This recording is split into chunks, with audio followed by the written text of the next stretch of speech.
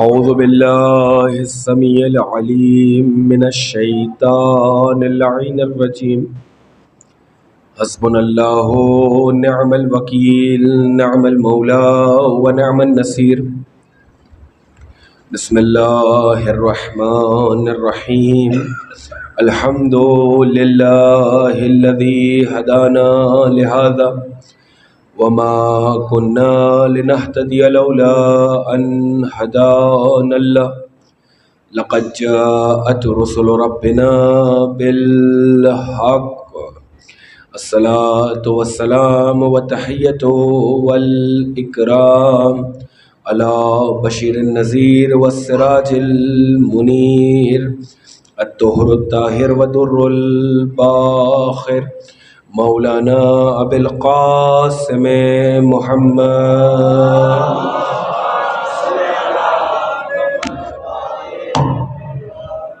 واہل بیتہ الطیبین الطاہرین المعصومین المظلومین المنتخبین المنتجبین المیامین الہداۃ المہدین لا سیما ابن عمہ ووصیہ ونجیہ وباب مدینۃ علمہ ونائم فی بیتہ ولباسہ زینۃ المحراب والمسجد والمنبر فاتح البدر والحنین والخیبر قاتل مرحب وعمر وعنتر امام المشرقین ساجد القبلتین والد الحسنین الذی امام المشارق والمغارب نقطۃ دائرۃ المطالب مطلوب کل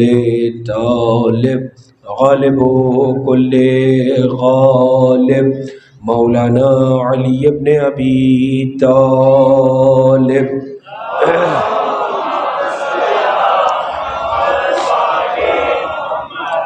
اما بعد فقد قال اللہ سبحانہ وتعالی فی محکم کتابہ المجید وفرقانہ الحمید وهو اصدق الصادقین وقولہ الحق.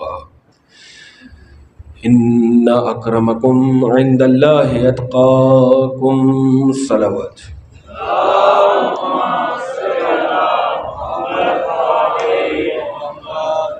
عزداران سرکار سید الشہداء، بزرگان ملت، برادران ایمانی، ماتمداران حضرت ابوالفضل العباس، عشرہ مجالس کی یہ چوتھی مجلس ہے. ذکر ایسی شخصیت کا ہے کہ کسی کے آنے یا نہ آنے سے ذکر میں کوئی خلل نہیں پڑتا. ذکر ہمیشہ جاری و ساری رہتا ہے. کوئی ہو یا نہ ہو فرش عذاب بچتا ہے، کوئی ہو یا نہ ہو ماتم ہوتا ہے. اور اگر کسی کے ذہن میں یہ غلط فہمی ہے کہ ذکر حسین اس کی وجہ سے باقی ہے، ذکر علی اس کی وجہ سے باقی ہے، تو اسے اس غلط فہمی کو جلد سے جلد دور کر لینا چاہیے. اس لیے کہ ہم نہ ہوں گے تب بھی یہ ماتم ہوگا، ہم نہ ہوں گے تب بھی یہ ذکر ہوگا. ذکر علی ذکر حسین ہماری وجہ سے باقی نہیں ہے، ہم ذکر علی سے باقی ہیں، ہم ذکر حسین سے باقی ہیں. تو اور ہم نہ ہو تو کیا خدا کی اور مخلوقات کم پڑ گئی ہیں؟ ہم نہ ہو تو خدا کی کیا اور مخلوقات کم پڑ گئی ہیں؟ کیا ملائکہ کم پڑ گئے ہیں؟ کیا اجنہ کم پڑ گئے ہیں؟ اجنہ نے ماتم کیا، ملائکہ نے حسین پر ماتم کیا ہے. سب ماتم کرنے والے ہیں، سب فرصت دینے والے ہیں. تو اگر انسان نہ بھی کریں تو خدا کی بہت سی مخلوقات ایسی ہیں کہ جو ہر وقت ذکر میں مشغول ہیں. تو بہرحال میں نے اس عشرہ مجالس کے لیے جس آیہ کریمہ کو سرنامہ سخن میں تلاوت کرنے کا شرف حاصل کہ ارشاد رب العزت ہو رہا ہے کہ تم میں عزت کا حقدار سب سے زیادہ وہ ہوتا ہے جس کے پاس سب سے زیادہ تقویٰ ہوتا ہے. کہ اللہ کہہ رہا ہے، رب ذوالجلال ارشاد فرما رہا ہے کہ تم میں سب سے زیادہ عزت کا حقدار وہ ہوتا ہے جس کے پاس سب سے زیادہ تقویٰ ہوتا ہے. لیکن دنیا والوں نے کچھ معیار بنائے، قوانین بنائے، اصول بنائے کہ جن کی بنیادوں پر عزتوں کو تقسیم کیا. دنیا والوں نے تاج و تخت کو معیار بنایا، مال و منان کو معیار بنایا، حکومت و سلطنت کو معیار بنایا، دینار و درہم کو معیار بنایا، مگر اللہ کسی کی عزت کے لیے یہ نہیں دیکھتا کہ اس کے پاس دولت و سلطنت ہے کہ نہیں، حکومت و جائیداد ہے کہ نہیں، باغ و باغات ہے کہ نہیں، ملک و سلطنت ہے کہ نہیں۔ اللہ صرف اتنا دیکھتا ہے کہ اس کے پاس تقویٰ ہے کہ نہیں۔ اگر تقویٰ ہوتا ہے تو نگاہ قدرت میں انسان محترم بنتا ہے، اگر تقویٰ ہوتا ہے تو نگاہ الہی میں انسان قابل احترام کہلاتا ہے۔ میں نے عرض کیا کہ قرآن میں کم از کم 70 آیتیں ہیں کہ جن میں نماز کا حکم ہے، نماز کی تبلیغ ہے، نماز کی ترویج ہے، لیکن ان 70 آیتوں کو جب آپ دیکھیں گے تو تنہا حکم نماز نہیں ہے، بلکہ وہاں ایک حکم اور ہے۔ کون سا حکم ہے؟ اقیموا الصلاۃ وآتوا الزکوٰۃ، نماز قائم کرو، زکوٰۃ ادا کرو۔ نماز کے ساتھ جہاں جہاں قرآن میں نماز کا تذکرہ ہے تو تنہا حکم نماز نہیں ہے، بلکہ وہاں ایک حکم اور ہے، نماز قائم کرو، زکوٰۃ ادا کرو۔ اور پھر زکوٰۃ کو اتنی اہمیت کہ وہ مشہور حدیث کہ پیغمبر نے فرمایا بہت سے لوگوں کی نمازیں آسمانوں پہ نہیں جاتی، بہت سے لوگوں کی نمازوں کے لیے آسمانوں پہ تالے ڈال دیے جاتے ہیں۔ تو اصحاب نے پوچھا کیا سبب ہے، کیا وجہ ہے؟ کہ وہ نمازیں تو پڑھتے ہیں مگر وہ سواری جو نماز کو آسمان پہ لے جاتی ہے اس سواری کا اہتمام نہیں کرتے، اس سواری کا انتظام نہیں کرتے۔ تو اصحاب کرام رضوان اللہ تعالی علیہم اجمعین نے پوچھا یا نبی اللہ وہ کون سی سواری ہے جو نماز کو آسمان پہ لے جاتی ہے؟ آپ نے فرمایا وہی ہے کہ جس کا ذکر نماز کے ساتھ قرآن میں موجود ہے، کہ زکوٰۃ نماز کی سواری کا نام ہے۔ جو زکوٰۃ ادا نہیں کرتا، جو زکوٰۃ نہیں دیتا، اللہ اس سے اپنی عبادت کو قبول نہیں کرتا۔ کم سے کم اتنی بات سمجھ میں آ گئی کہ عباد اللہ کے ساتھ ساتھ جو حقوق اللہ کے ساتھ ساتھ حقوق العباد کو ادا نہ کرے تو اللہ اس سے اس کی عبادت کو قبول نہیں کرتا۔ آپ مجھے سمجھائیے، آپ مجھے بتائیے کہ یہ جو زکوٰۃ ہے یہ کس کا حق ہے؟ کہ جناب بندوں کا حق ہے۔ بندوں میں بھی فقیروں کا حق ہے، مسکینوں کا حق ہے، یتیموں کا حق ہے۔ ہم نے پہلا پیغام تو یہیں سے سمجھا کہ جو بندوں کے حق کو کھا جائے، جب اس کا عمل، جو فقیروں کے حق کو کھا جائے جب اس کا عمل قبول نہیں ہوتا تو جو جناب امیر کے حق کو کھا جائے اس کا عمل کیسے قبول ہو جائے گا؟ کیسے قبول ہو جائے گا؟ اور یہاں پر میں روک کے اب آج ایک نئی بات کہ جو آپ کو سنانی ہے، اگر توجہ ہے تو میں شروع کروں۔ ہے راجہ، اللہ جب اس کو معاف نہیں کر رہا، جب اس کو نہیں چھوڑ رہا کہ جو بندوں کے حق کو کھا جائے، اپنی عبادات اس سے قبول نہیں کرتا، تو جو جناب امیر کے حق کو کھا جائے اس کی عبادت کو کیسے قبول کر لے گا؟ ہے امیر کے حق کو کھا جائے۔ سید سرور کائنات سید المرسلین کو جب معراج ہوئی، اللہم صلی اللہ علیہ وسلم، اچھا پیغمبر کو مولانا تشریف فرما ہے 1 یا 2 معراج نہیں ہوئی ہے، پیغمبر کو بہت معراج ہوئی، کئی مرتبہ آسمان پہ بلائے گئے۔ نہیں جملہ بدل کے ایک جملہ آپ کے حوالے کروں، نبی کے سرکاری پروٹوکول کا نام معراج ہے، سرکاری سفر کا نام معراج ہے۔ پیغمبر کئی مرتبہ معراج پہ گئے۔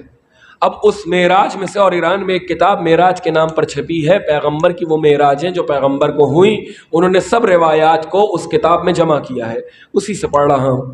پیغمبر کو معراج ہوئی اور پیغمبر معراج پر گئے۔ اب جبرائیل آگے آگے ہیں، پیغمبر کو رستے دکھا رہے ہیں۔ یہ بھی عجیب بات ہے کہ جو وہاں کا رہنے والا ہے اسی کو رستے دکھائے جا رہے ہیں۔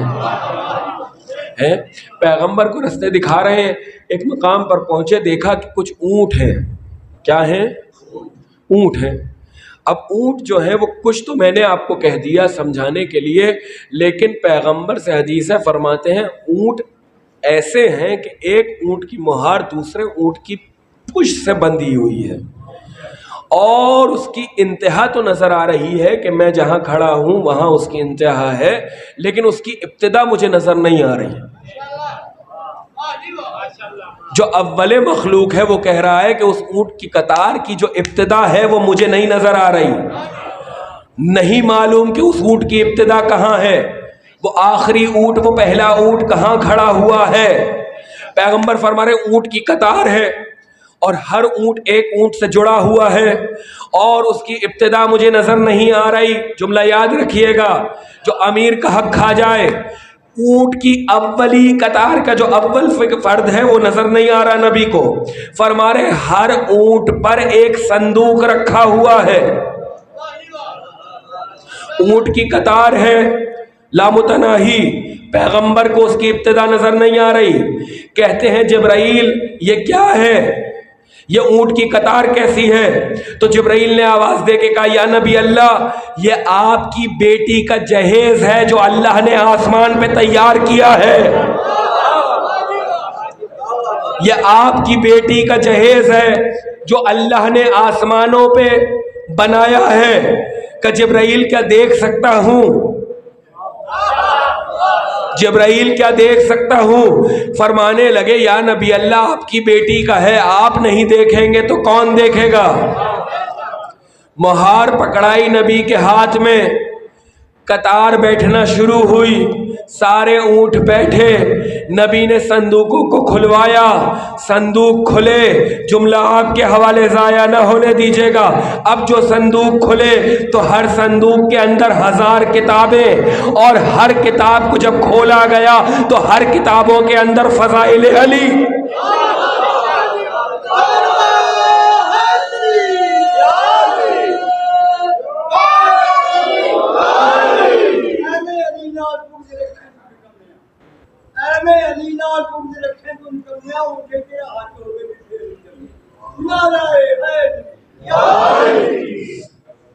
ہر کتاب میں فضائل علی، ہر کتاب میں فضائل علی.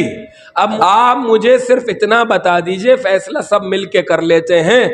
آپ یہ بتائیے کہ اللہ بڑا ہے کہ نبی؟ کون بڑا ہے؟ تو فیصلہ ہو گیا، اللہ ہے بڑا، نبی ہے چھوٹے. اللہ ہے بڑا، نبی ہے چھوٹے. ایک تحفہ نبی نے اپنی بیٹی کو دیا. کیا سن رہے ہیں آپ؟ ایک تحفہ اللہ نے فاطمہ کو دیا. نبی نے جو تحفہ دیا وہ فدق کہلاتا ہے. بھائی مجھ سے جڑ جاؤ. نبی نے جو تحفہ دیا وہ فدق کہلاتا ہے. اللہ نے جو فاطمہ کو تحفہ دیا وہ فضائل علی کہلاتے ہیں. پھر جملہ دوہرا رہا ہوں، نبی نے جو فاطمہ کو تحفہ دیا وہ فدق کہلاتا ہے. اللہ نے جو فاطمہ کو تحفہ دیا وہ فضائل علی کہلاتے ہیں. اما جو چھوٹے کا دیا ہوا تحفہ کھا جانے والے کو نہیں معاف کرتی، وہ بڑے کا تحفہ کھا جانے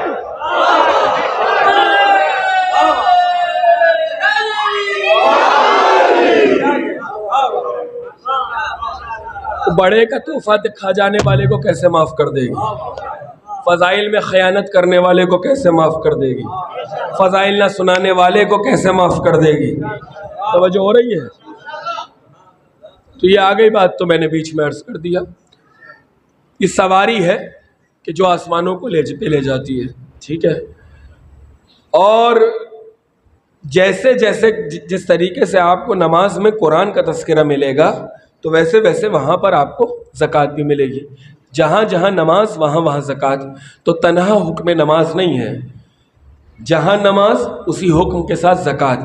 تو جیسے نماز زکوٰۃ کے بغیر نظر نہیں آتی، زکوٰۃ نماز کے بغیر نظر نہیں آتی، جہاں زکوٰۃ وہیں نماز. ویسے ہی جہاں جہاں آپ کو ایمان ملے گا وہیں تقویٰ ملے گا. جہاں نماز وہاں زکوٰۃ. ویسے ہی جہاں پر آپ کو ایمان کا تذکرہ ملے گا وہیں پر تقوی کا تذکرہ ملے گا. موضوع ذہن میں ہے نا؟ تقوی الہی اور احترام شاعر اللہ. بسم اللہ الرحمن الرحیم. یا ایھا الذین آمنوا اتقوا اللہ وکونوا مع الصادقین. ایمان لانے والوں اللہ کا تقوی اختیار کرو اور سچوں کے ساتھ ہو جاؤ. بسم اللہ الرحمن الرحیم. یا ایھا الذین آمنوا اتقوا اللہ وابتغوا الیہ الوسیلہ. اے ایمان والو اللہ کا تقوی اختیار کرو اور وسیلے کی جستجو کرو. آیت بہت صاف صاف ہے، الفاظ بہت واضح ہیں. کم سے کم اتنا تو سمجھا دیا مسلمانوں کو کہ تمہیں ڈھونڈنا ہے، بنانا نہیں ہے.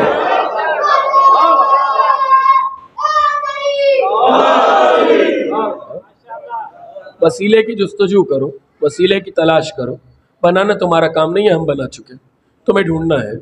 تو میں عرض یہ کر رہا ہوں کہ جیسے آپ کو نماز تنہا نماز نہیں ملے گی، زکوٰۃ ساتھ ملے گا، ویسے ہی آپ کو جہاں جہاں ایمان ملے گا وہاں وہاں تقویٰ ملے گا۔ اور اللہ نے تقوی کو ایمان کی پہچان بنایا۔ بھئی اب مجھ سے جڑ جائیے گا، اہل ولا حضرات کو چند جملے عرض کرنے ہیں اور یہیں سے مصائب کی جانب جاؤں گا۔ اللہ نے تقوی کو ایمان کی پہچان قرار دیا، جہاں ایمان وہاں تقوی۔ اب قرآن نے تقوی کی شان بیان کی اور قرآن لانے والے نے تقوی کی پہچان بیان کی۔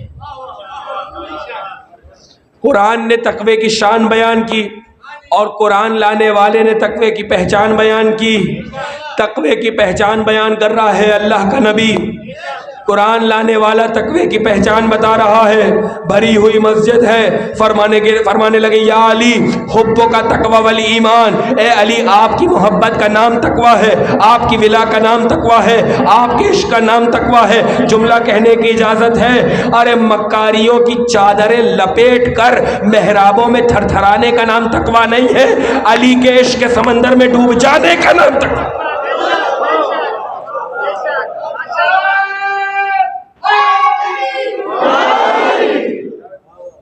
علی کے عشق کے سمندر میں ڈوب جانے کا نام تقوی ہے، معیار عزت ہے تقوی۔ اب قرآن نے تقوی کی شان بیان کی۔ قرآن نے آواز دی، بسم اللہ الرحمن الرحیم، ذالک ومن یعظم شعائر اللہ فإنہا من تقوی القلوب، کہ وہ لوگ جو اللہ کی نشانیوں کا احترام کرتے ہیں، جو اللہ کی نشانیوں کی تعظیم کرتے ہیں، جو شاعر اللہ کا احترام کرتے ہیں، بھئی موضوع پر آ گیا نا، جو اللہ کی نشانیوں کا احترام کرتے ہیں، جو شاعر اللہ کا احترام کرتے ہیں، جو اللہ کی نشانیوں کی تعظیم کرتے ہیں، تو یہ احترام کرنا، یہ تعظیم کرنا اس بات کی علامت ہے کہ ان کے دلوں میں تقوی موجود ہے، ان کے دلوں میں تقوی موجود ہے۔ احترام ہے تو تقوی ہے، تعظیم ہے تو تقوی ہے، سر جھک گیا تو تقوی ہے، جبین خم ہو گئی تو تقوی ہے۔ اب جتنی دعا اپنے ماں باپ کو دی جائے وہ دعا کم، جتنا ان کے لیے ایصال ثواب کیا جائے وہ ایصال ثواب کم۔ بھئی یہ جو ہمارے ماں باپ نے ہمیں بچپن سے سکھایا، پھر جملہ دہرا رہا ہوں، اگر دنیا سے گزر گئے ہوں تو جتنا ایصال ثواب ہو وہ ایصال ثواب کم، اور اگر زندہ ہو تو جتنی دعائیں ان کو دی جائیں، جتنی خدمت کی جائے وہ خدمت کم۔ یہ جو ہمارے ماں باپ نے ہمیں بچپن سے سکھایا کہ بیٹا فرش اعضاء پہ آنا تو احترام سے آنا، جب فرش اعضاء پہ آنا تو باوضو ہو کے آنا، جب زریوں پہ جانا تو احترام سے جانا، جب علم سجانا تو احترام سے سجانا، جب تابوت لانا تو تعظیم سے لانا، جب علم اٹھانا تو احترام سے اٹھانا، جب گہوارہ لانا تو تعظیم سے لانا، جب زریوں پہ جانا تو احترام سے جانا، جب روزوں پہ آنا تو تعظیم سے آنا۔ تو عزیزوں، یہ علم کا احترام، یہ تابوت کا احترام، یہ ذوالجلال کا احترام، یہ گہوارے کی تعظیم، یہ فرش اعضاء کا احترام، یہ شیعہ ہونے کی دلیل نہیں ہے، متقی ہونے کی دلیل۔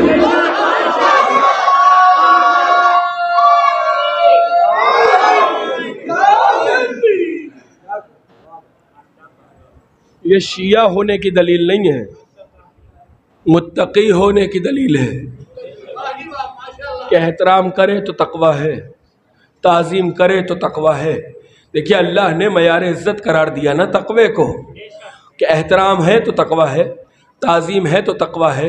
اور میرے عزیزوں، یہ احترام، یہ تعظیم، یہ جزو دین نہیں ہے، یہ عین دین ہے۔ نہیں، میں نے ایسی خطابت میں جملہ نہیں کہہ دیا، یہ جزو دین نہیں ہے، یہ عین دین ہے۔ اس لیے کہ جہاں سے آدمیت کا قافلہ چلا وہیں سے احترام کا سلسلہ ملا، کہ پہلا حکم ہی یہی تھا کہ جب میں آدم کے پیکر میں روح ڈال دوں تو تم سجدہ کر لینا۔ کیا سن رہے ہیں آپ؟ آدمیت کا آغاز ہی سجدہ تعظیم سے ہوا۔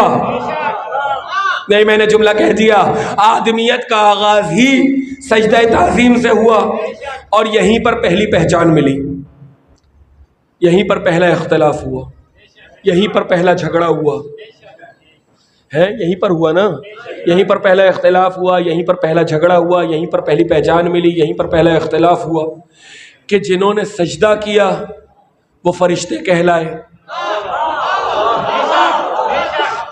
جس نے سجدہ کیا، جنہوں نے سجدہ کیا وہ فرشتے کہلائے، اور جس نے سجدے سے انکار کیا وہ ابلیس کہلایا۔ بھائی جملے آپ کے حوالے، ابلیس منکر وحدت ہونے کی وجہ سے ابلیس نہیں بنا۔ بھائی صاحبان فہم و فکر بیٹھے ہوئے ہیں، ابلیس منکر وحدت ہونے کی وجہ سے ابلیس نہیں بنا، ابلیس منکر اللہ ہونے کی وجہ سے ابلیس نہیں بنا، ابلیس بنا احترام نہ کرنے کی وجہ سے، تعظیم نہ کرنے کی وجہ سے۔ اب قرآن نے ہوشیار کیا اور اللہ نے آواز دی کہ خبردار اس کے پھندوں میں نہ آنا، اس کے جالوں میں نہ آنا، انہو لکم عدو مبین، یہ تمہارا بڑا کھلا دشمن ہے۔ خبردار ابلیس کے پھندوں میں نہ آنا، ابلیس کے جالوں میں نہ آنا، اس لیے کہ یہ تمہارا بڑا کھلا ہوا دشمن ہے، خبردار اس کے پھندوں میں نہ آنا۔ میں ہاتھوں کو جوڑ کے رب عزتی کی بارگاہ میں عرض کروں، پالنے والے، جہاں اتنے سورے بھیجے، جہاں اتنی آیتیں بھیجیں، جہاں اتنے سورے بھیجے، پورا قرآن اتار دیا اور آیتوں پر آیتیں بھیجتا رہا، پروردگار جہاں اتنا سب کچھ کیا تو ایک شیطان کی فوٹوگراف بھی بھیج دیتا، وہیں شیطان کی ایک تصویر بھی آ جاتی ہے، وہیں ایک فوٹوگراف بھی آ جاتی، تاکہ بھئی کھلا ہوا دشمن ہے تو ہمیں پتہ چل جاتا شیطان کا چہرہ کیسا، شیطان کا قد کتنا، شیطان کی قامت کیسی، بھئی ہمیں معلوم ہو جاتا کہ شیطان دکھتا کیسے ہے۔ تو آواز آئے گی نہیں، ہم نے تصویر تو نہیں بھیجی مگر اس کی عادت بتلائی ہے، اس کی پہلی عادت ہے یہ احترام نہیں کرتا، یہ تعظیم نہیں کرتا۔ اب اگر شیطان کو پہچاننا ہو تو پریشان نہ ہونا، فرش اعضاء پر آنا پہچانتے جانا، علم اٹھانا پہچانتے جانا، تابوت لانا پہچانتے جانا، زلجنا سجانا پہچانتے جانا، علم اٹھانا پہچانتے جانا، ذریعوں پر آنا پہچانتے جانا۔ جو سر جھکاتا نظر آئے فرشتوں جیسا ہے، جو منہ بناتا نظر آئے ابلیس جیسا۔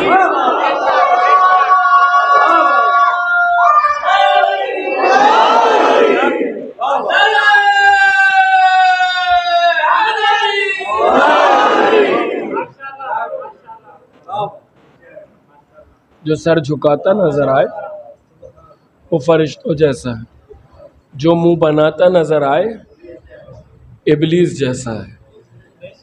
عزیزو، احترام، تعظیم، رسپیکٹ یہ پارٹ آف ریلیجن نہیں ہے، یہ بیس آف ریلیجن ہے۔ یہ احترام، یہ تعظیم، یہ بنیاد دین ہے۔ ابتدائی دین تعظیم، انتہائی دین تعظیم۔ دین بھیجنے والا واجب الاحترام، دین لانے والے واجب الاحترام، دین بچانے والے واجب الاحترام، اور دین لانے والا اتنا واجب الاحترام۔ اب دیکھتا ہوں یہ جملے کیسے سنیں گے۔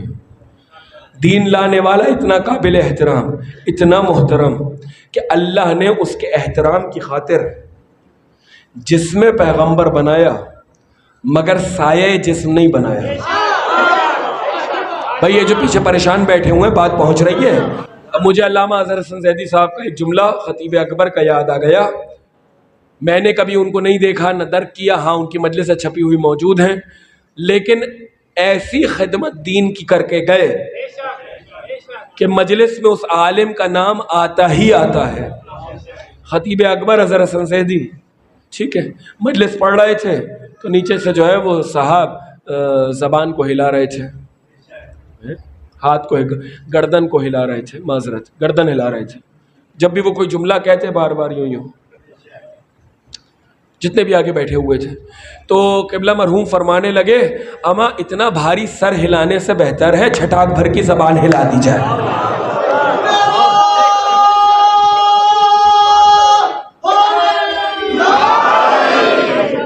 چھٹاک بھر کی زبان ہلا دی جائے۔ یہ زبان جو ہے وہ قیامت کے دن بڑی کام آئے گی، جو یہاں بولتی ہے بہت کام آئے گی۔ میں کہہ چکا، میرا عقیدہ یہی ہے، جو یہاں بولے گا وہی قبر میں بولے گا۔ لہٰذا بولتے آئیے تاکہ بات آسان ہوتی رہے. اور صحابہ میں نے یہاں پر نہیں عارف والا میں عرض کیا کہ صحابہ کرام رضوان اللہ تعالی علیہم اجمعین کا مبنی ہی یہ تھا، مشرب ہی یہی تھا. جا کے کتاب اہل سنت کو دیکھ لیجئے، اس میں روایت موجود ہے، گوگل پہ سرچ کر لیجئے، آج تو ویکیپیڈیا موجود ہے کہ صحابی کہتے ہیں کہ ہمیں جب نبی کے مجمع میں یہ دیکھنا ہوتا تھا کہ کون اپنا ہے، کون غیر کا ہے، کون مومن ہے، کون منافق ہے، تو ہمارے پاس صرف ایک کسوٹی تھی، ذکر علی چھیڑ دیتے تھے، چہرہ کھل جاتا تھا تو سمجھ جاتے تھے اپنا ہے، بگڑ جاتا تھا تو سمجھ جاتے تھے منافق.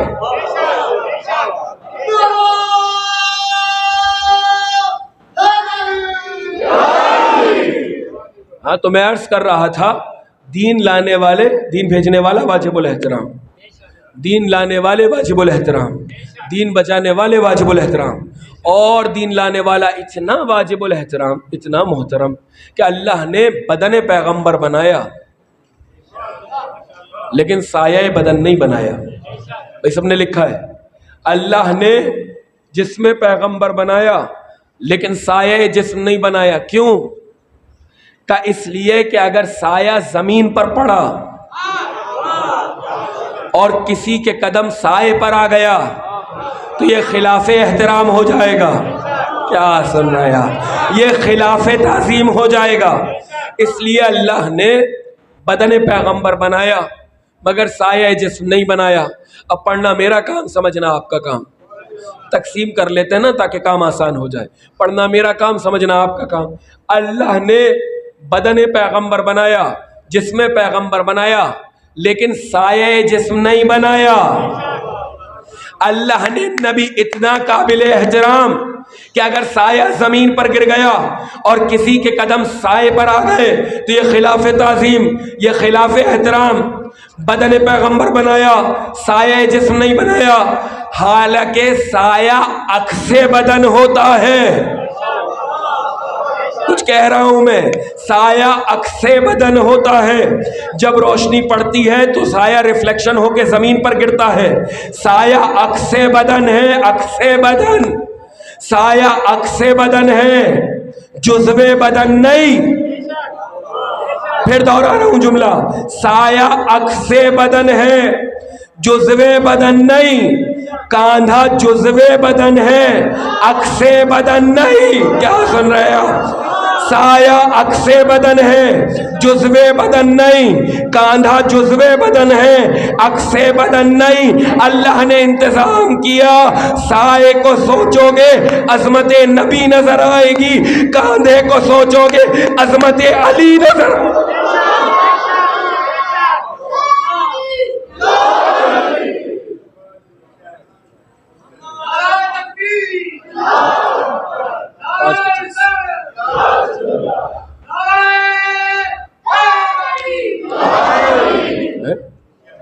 اللہ نے انتظام کیا کہ سائے کو سوچو گے عظمت نبی نظر آئے گی.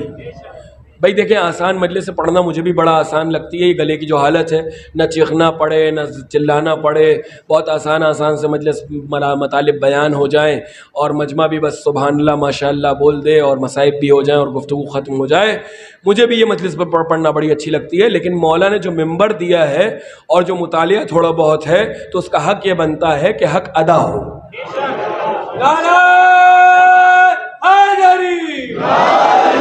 جو کچھ تھوڑا بہت پڑھ کے آتا ہوں وہ آپ کے حوالے کروں کہ خیانت ممبر نہ ہو سکے. توجہ ہے؟ تو اگر میرا گلا خراب ہے تو کم سے کم تھوڑا آپ کا بھی ہو. کچھ تو بولیے تاکہ آپ کے گلے پہ بھی کچھ ہو. ہے توجہ؟ سایہ عکس بدن ہے، جملہ ابھی آپ کے حوالے کرنا ہے، گفتگو ختم ہو گئی. سایہ عکس بدن ہے، جزو بدن نہیں. کاندھا جزو بدن ہے، अक्स बदन नहीं, अल्लाह ने इंतज़ाम किया। साए को सोचोगे अज़मत नबी नज़र आएगी, कांधे को सोचोगे अज़मत अली नज़र आएगी। अब मैं चेहरों को देख रहा हूँ, साए को देखोगे अज़मत नबी नज़र आएगी, कांधे को सोचोगे अज़मत अली नज़र आएगी। अरे जिसके कदम नबी के साए तक न पहुँचे वो सहाबी होता है, जिसके कदम कांधे पे आ जाए वो अली होता है।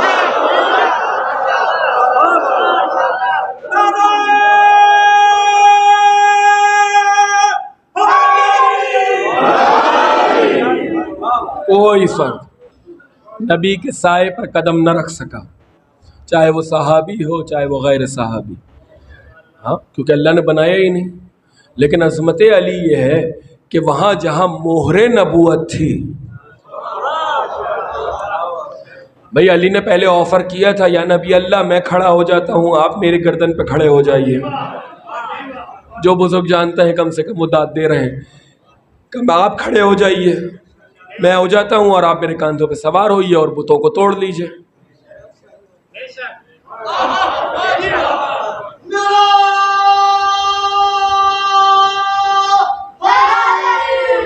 या अली अली। अब आपको नहीं पता मैं किस लुत्फ में हूँ। कहा मैं खड़ा हो जाता हूँ, आप मेरे कांधे पे आ जाइए और बुतों को तोड़ लीजिए।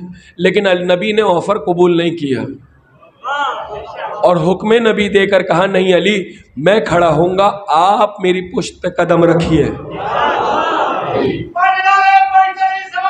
दोनों हाथ उठा के तवज्जो है, मैं खड़ा होता हूँ, आप मेरे कंधों पर सवार हो जाइए, बुतों को तोड़ लीजिए। नबी ने कबूल नहीं किया, कहा नहीं मैं खड़ा होऊंगा, आप मेरे कांधों पे खड़े होइए।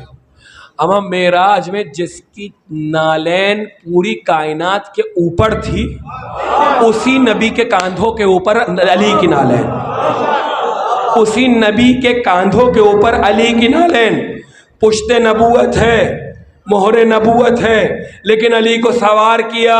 मैं कहूँ क्यों ना हो, इसलिए कि नबी के कांधे अल्लाह के कांधे नहीं हैं, अली के कांधे अल्लाह के कांधे, इसलिए गवारा नहीं किया। आंखें ऐनुल्लाह, चेहरा वजहुल्लाह, हाथ यदुल्लाह, ज़बान लिसानुल्लाह, क्या इससे हटके है? यही है ना, यही है ना। हाथ यदुल्लाह, आंखें ऐनुल्लाह, सब मानते हैं, कोई ऐसा नहीं है कि जो नहीं मानता हो। सब मानते हैं कि अली की आंखें ऐनुल्लाह, अली के हाथ यदुल्लाह, सब ने माना और सब मुत्तफिक हैं। और तारीख़ में चुनांचे ये वाक़या मौजूद है कि एक शख्स तवाफ़ कर रहा था कि तवाफ़ करते हुए उसकी निगाह नामहरम पर पड़ी, उसकी निगाह नामहरम पर पड़ी। अली मौला ने देखा, मुंह पे एक थप्पड़ मारा। अली मौला ने देखा, मुंह पे एक थप्पड़ मारा। वो गया उस वक्त के खलीफा के पास, लिखा है सुन्नत ने भी खलीफा सानी के पास, और जाकर कहने लगा मुझे अली से इंतकाम लेना है, मुझे अली से बदला लेना है, मुझे अली से इंतकाम लेना है। का क्या कहता है, किससे इंतकाम लेगा? का अली से। का तू होश में भी है? का नहीं, मुझे अली से इंतकाम लेना है, अली ने मुझे छापड़ मारा, अली ने मुझे थप्पड़ मारा, अली ने मुझे तमाचा मारा, मैं अली से बदला लूंगा, मैं अली से इंतकाम लूंगा। तो खलीफा सानी कहते हैं किससे? का अली से। का क्यों? का थप्पड़ मारा, तमाचा मारा, मैं अली से इंतकाम लूंगा।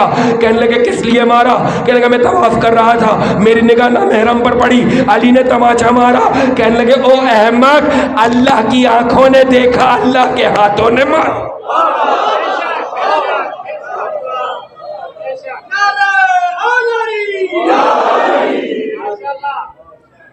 अल्लाह की आंखों ने देखा, अल्लाह के हाथों ने मारा। ऐसा घराना। लेकिन आज 4 मुहर्रम आ गई, 4 मुहर्रम, और जिन शहजादों का तस्करा करने के लिए मुझे कहा गया है कि आज उन शहजादों का तस्करा होना है, जब मदीने से कारवान चलने लगा और सामाने सफ़र बांध लिया गया, तो अब ज़ैनब आई हैं अब्दुल्ला इब्ने जाफ़र तैयार के हुजरे में। ज़ैनब बीवी हैं, बीवी, लेकिन जानती हैं, अली की बेटी है ना, कि शौहर की इताअत वाजिब है। इसलिए ज़ैनब से कुछ कहा नहीं जा रहा था, खामोश खड़ी हुई थी। अब्दुल्ला ने चेहरे को देखा, कहा मेरी मालिका, अली की बेटी, اے زینب کیا ہو گیا؟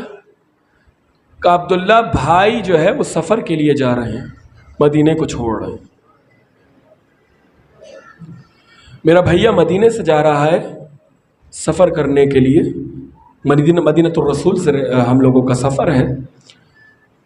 عبداللہ تمہیں معلوم ہے، آپ کو معلوم ہے جب عقد ہوا تھا، نکاح ہوا تھا عبداللہ بن جعفر طیار کا زینب کبریٰ سے، تو مولا علی نے ایک شرط رکھی تھی کہ عبداللہ جب بھی زینب کا بھائی حسین سفر کو جائے تو خبردار زینب کو ساتھ جانے سے روکنا نہیں۔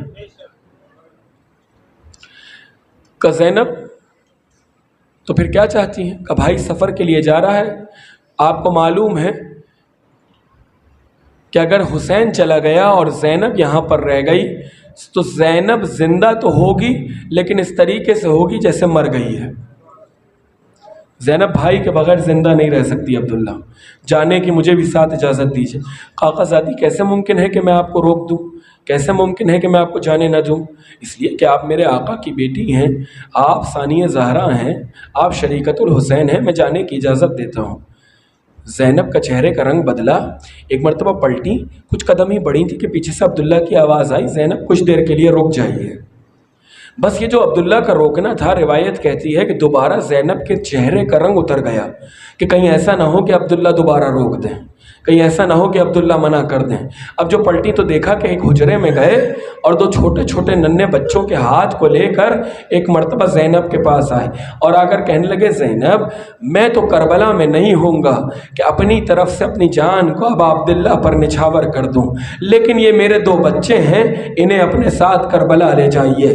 جب بھی آقا حسین پہ کوئی مصیبت کی گھڑی آئے تو میری جانب سے، اپنی جانب سے ایک ایک بچے کو حسین پہ صدقہ کر دیجیے گا۔ دعائے خیر دی، دونوں بچوں کو لے کے زینب کبریٰ چلی۔ سفر ہوتے ہوتے کربلا میں 2 محرم کو پہنچے۔ 2 محرم، 3 محرم، 4 محرم لشکر یزید ابن زیاد کا لشکر آنا شروع ہوا۔ کربلا میں چوک در چوک لشکر آ رہے ہیں، یہاں تک کہ شب عاشور آئی۔ جب شب عاشور آئی تو حسین ایک خیمے سے دوسرے خیمہ، دوسرے خیمہ سے تیسرا خیمہ، خیمے کے اندر داخل نہیں ہو رہے بلکہ پشت خیمہ سے کھڑے ہو کے ماں اور بچوں کی گفتگو سن رہے ہیں۔ ہر ماں اپنے بچے کو کل کے لیے تیار کر رہی ہے۔ ہر ماں یہ کہہ رہی ہے کہ بیٹا کل جب صبح کا سورج نمودار ہو تو تمہیں سب سے پہلے آقا حسین پہ اپنی جان کو قربان کرنا ہے۔ دعائے خیر دیتے ہیں، ہر خیمے کے بعد آگے بڑھتے ہیں دوسرے خیمے کی جانب، یہاں تک کہ اس خیمے کے پاس پہنچے جو علی کی بیٹی کا خیمہ تھا، زینب کبریٰ کا خیمہ تھا۔ دونوں بچے اون و محمد ساتھ ہیں اور ماں جو ہے وہ دونوں بیٹوں کے زلفوں پر ہاتھ پھیرتی جاتی ہے اور کہتی جاتی ہے، اونو محمد تم نے زینب کا دودھ پیا ہے، تم جعفر طیار کے پوتے ہو، علی کے نواسے ہو، خبردار ایسا نہ ہو کہ کل صبح کا سورج نمودار ہو جائے اور تم لوگ خیموں میں موجود ہو۔ کل سب سے پہلے جانا اور اپنے آموں پر، اپنے ماموں پر جان کو قربان کر دینا۔ عزیزدار و عجیب ماں ہے، ہر دنیا کی ماں اپنے بچے کو زندہ رہنے کی دعا دیتی ہے، لیکن یہ کربلا کی مائیں ہیں جو اپنے بچوں کو موت کی دعائیں دے رہی ہیں۔ معلوم ہے کہ کس پر فدا ہونا ہے، اگر اس پر فدا ہو گئے تو ہمیشہ کے لیے ابد ہو جائیں گے۔ صبح کا چنانچہ سورج نمودار ہوا، ایک مرتبہ زینب نے 2 ننھے سائے جو ہے وہ خیمے کے دروازے پر پڑتے ہوئے دیکھے۔ فضہ کو آواز دے کر کہا، فضہ یہ کس کے سائے ہیں؟ آقا زادی آپ کے دونوں شہزادوں کے سائے ہیں۔ جاؤ جا کے بلا کر لے کر آؤ دونوں کو۔ دونوں خیمے کے اندر آئے، کہ صبح ہو گئی، تم لوگ ابھی تک زندہ ہو؟ اللہ اکبر، یہ جملہ کوئی چھوٹا جملہ نہیں تھا۔ صبح ہو گئی اور تم لوگ ابھی تک زندہ ہو۔ دونوں بچوں نے چہرے کو جھکا لیا اور کہنے لگے، ماں ہم کیا کریں، بار بار ماموں کے خیمے میں جاتے ہیں اجازت لینے کے لیے، لیکن ہر بار ماموں یہی کہہ کر ہمیں نکال دیتے ہیں، ہمیں روانہ کر دیتے ہیں کہ نہیں تم میری بہن کی نشانی ہو، تم عبداللہ کی نشانی ہو، میں کیسے مرنے کی اجازت دے دوں۔ بس زینب نے یہ جملہ سنا، ایک اون کے ہاتھ کو پکڑا، محمد کے ہاتھ کو پکڑا اور اور لے کر بھائی کے خیمے میں آئیں، اور بغیر کچھ کہے حسین جہاں بیٹھے ہوئے تھے دونوں بچوں کو حسین کے گرد گھمانا شروع کیا۔ جب 7 چکر مکمل ہو گئے تو حسین نے پوچھا زینب یہ کیا کیا؟ کہا بھیا آپ پر صدقہ کیا ہے اور نانا کی شریعت ہے کہ صدقے کو زیادہ دیر گھر میں نہیں رکھتے، بھیا انہیں جانے کی اجازت دیجئے۔ حسین رونے لگے، دونوں بچوں کو سینے سے لگا لیا، اور میرے بچوں کیا تم جیسے بھی مرنے کو جاتے ہیں؟ لیکن دونوں کو تیار کیا، گھوڑوں پر بٹھایا، اور ایک مرتبہ اس نے وغا دیا، دونوں شہزادے چلے۔ لیکن میں کہہ چکا جعفر طیار کے نواسے ہیں، علی کے پوتے ہیں، کیا تلوار چلائی ہے۔ لکھا یہ ہے مقاتل نے کہ کوفے کی دیوار تک لشکر کو پہنچا دیا تھا، حیدری حملے ہو رہے تھے، جعفر طیار کے نواسے ہیں، جعفر طیار کے حملے ہو رہے ہیں۔ اور ایک مرتبہ جب دیکھا کہ اس طریقے سے دونوں کو زیر نہیں کیا جا سکتا تو ایک یہ طے کیا گیا اور منصوبہ بندی ہوئی کہ دونوں بھائیوں کو ایک دوسرے سے جدا کیا جائے۔ جب جدا کر لیا جائے گا تو ان کو گرانے میں آسانی ہو جائے گی، ان کو مارنے میں آسانی ہو جائے گی۔ مکر و فریب سے دونوں بھائیوں کو ایک دوسرے سے جدا کیا گیا۔ اون الگ ہوئے، محمد الگ ہوئے، لیکن ابھی بھی تلوار چلا رہے ہیں۔ لیکن انصاف سے بتاؤ 3 دن کے بھوکے پیاسے ہیں، نہ کھانا کھایا ہوا ہے نہ پانی پیا ہوا ہے، تلوار چلاتے چلاتے ایک بھائی رکاب میں اٹھتا ہے اور آواز دے کے کہتا ہے بھائی محمد اگر زندہ ہو تو آواز دیتے رہو۔ وہاں سے محمد بلند ہوتے ہیں بھیا اگر زندہ ہو تو آواز دیتے رہو۔ آخری جملے ایک مرتبہ بڑے بھائی نے آواز دی مامو مدد کو آئیے، یہاں چھوٹا بھائی زمین پر گرا۔ حسین نے گھوڑے کو دوڑایا، عباس نے گھوڑے کو دوڑایا۔ آخری جملہ دونوں کی میتیں لا کے زینب کے خیمے میں رکھا۔ لکھا ہے دونوں کے درمیان تھوڑی سی جگہ چھٹی ہوئی تھی، زینب کبریٰ آئی، دونوں کے درمیان بیٹھی اور اپنا سر سجدے میں رکھ دیا۔ پالنے والے تیرا شکریہ، تو نے زینب کی قربانی کو قبول۔